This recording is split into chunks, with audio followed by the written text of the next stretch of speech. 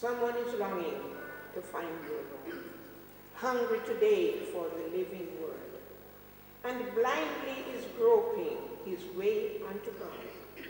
Someone is waiting for you. Someone is waiting on you.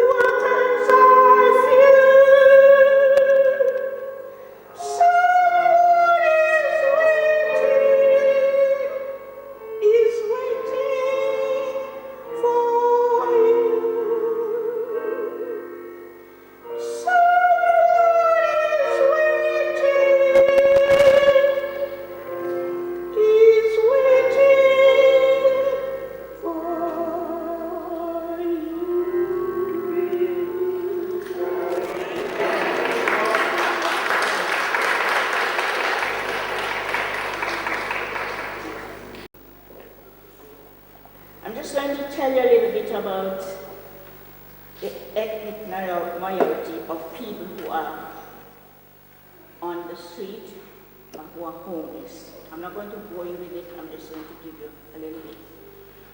It says here that 1 in 73 people are homeless in Birmingham. It's devastating. It says 1 in 73. It's 73. Yes, 1 in 73 people are now homeless in Birmingham. And it says here, get the biggest daily stories by mail. I only got glimpses and pinches of this. The true scale of Birmingham homeless crisis has laid bare in a damning report by Shelter. The devastating number of people recorded as homeless in the West Midlands has soared by 2,500, with a shocking 230,800, or if that, 32,800 now sleeping on the streets. They have no other accommodation but the streets. A homeless woman, she spoke out on the streets. We desperately need action now to change tomorrow for the hundreds of thousands whose lives will be blighted by homelessness this winter. Shelter services have never been more needed. And Birmingham has ranked the worst in the region. And 22nd nationality with an astonishing 15,538 people homeless. The charity has exposed a harrowing figures Thursday showing their annual view. Official rough sleeping, temporary accommodation, and social services figures were combined, but all these records are not definitive. The true extent of the homeless is likely to be even greater. And it says here, last year, 5 Birmingham B&Bs ranked an astonishing 3.3 million from the city council for providing rooms for the homeless. You understand what I just said? Last year, 5 Birmingham B&B, that's bed and breakfast, banked an astonishing 3.3 million from the City of Birmingham Council providing rooms for the homeless. Watch our videos below. I haven't got the video, and find out more about the business making fortune from city's housing crisis. And the top 5 hotspots in region with the highest level of homeless. Birmingham topped the list where I've said already 1 in 73 people are homeless. This is followed by Coventry, Rugby, Walsall, and White Forest. Overall, almost 320,000 people in Britain are now homeless, and increased by 13,000 people more since last year. I'm not going to bore you with these numbers up here because I don't understand them myself. Birmingham Cathedral served Christmas meals to 300 homeless people. Shelters report homeless people in Great Britain. The number behind the story warns this is due to the combination of unaffordable rents, frozen houses, benefits, and the service shortage of social housing. I just think I would just share this with you. Some people, some parents and children has been struck sharing beds with no cooking facilities for more than 6 months. Our distraught refugee mom attempted to take her own life after losing hope. This is how bad our country, if you understand where I'm going, this is how bad the country is. This is how bad the world is getting. So much people are out there on the street. I could tell you more, but you research it for yourself and you can see how people are suffering. When I pass people on the road, I put something in the tin. I've invited some of them to come here today, and unfortunately they are not here. But do not judge anyone. I went down to Tesco yesterday, and I saw 2 young boys on the street. They're begging. And I asked one of them, why are you on the street? You're young. And guess what his name was? Kieran. And one was Omari. And I said, why are you all so young and on the street? And the one whose name was Kieran, he said to me, I was living in a home with my parents. My mother died, and the council put me out on the street. What can we do? We as a church, what can we do? All I'm asking you, when you see them, don't judge anybody. If you can give, give. I was talking about this morning about giving, and it was said in Sabbath school class to give until it hurts. We're not going to be hurt. God loves us as his children, and he provides for us. And those who are worse off than us, let's reach out our hands and give them. A pound? What is a pound? A pound, you buy a tin of lemonade with a pound. You haven't got the bread to eat with it. You haven't got nothing to put in the bread to eat with it. So I'm begging you, please help the helpless. Help those who are in need. And I'm begging you, don't judge anyone. Let us not judge them. Because you'll hear some people say, oh, they're not in need of it. I would look at those 2 young boys and I would say, you don't need it. What are you doing here? You can go to college, you can go to... But the child told me his parents died and they put him out of his house. Please remember this. We'll now sing for you the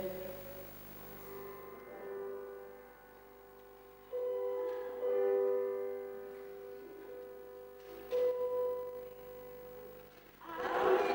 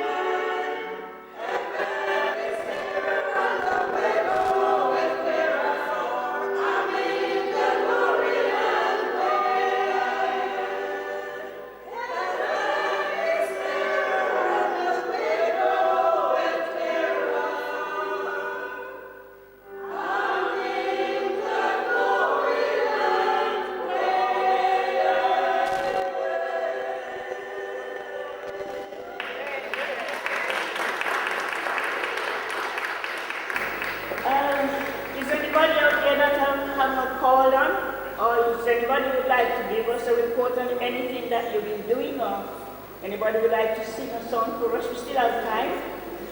Sister Sheena can sing a second song for us. Pastor Sheena? And if anybody would like to say something, please do join me. Okay. You want to say something? Come on.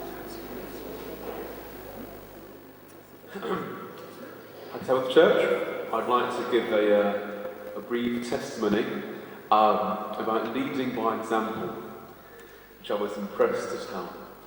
So 2 weeks ago, I was down in London in meetings, and I got onto the tube train going to Westminster, and I sat on the train facing lots of different people, and the train stopped before I got off, and this little homeless lady came on the train, just about 35 years old, or about 30, and she said to the entire carriage, she said, "Hello everyone, I'm homeless and I've got no money and I need some money for food. Can someone please give me some money for some food?" And there was just dead radio silence, no one said anything at all. Everyone just had these sort of gormless, blank looks in the face. And after about 10 seconds, she just went into a corner and just started crying. And no one did anything. And I had no money on me, but what I did have was some sandwiches and some crisps that my grandmother made for me for my trip down to London. So I got my little red bag out and I said, "Excuse me," and she's still crying. I said, "I've not got any money for you, but I've got some food. Would you like some crisps and some cake?" And she said, "Yes, please." So I opened my red bag and everyone's watching, and I get out my crisps and a tub of marble cake, and I give it to her. And I say, "God bless you, I hope this helps." And then about 10 seconds later, all the people that had no money suddenly found the money. And everybody was given a change, the entire carriage just started giving them money. And these were the same people that 5 minutes before weren't saying anything, were just looking at each other, not even caring. So I think the moral of the story is that even if you don't have any money, just leading by example can often be a blessing, and people can feel pushed to help others when you try and do something. So that's my little testimony and story, and God bless you. Thank you.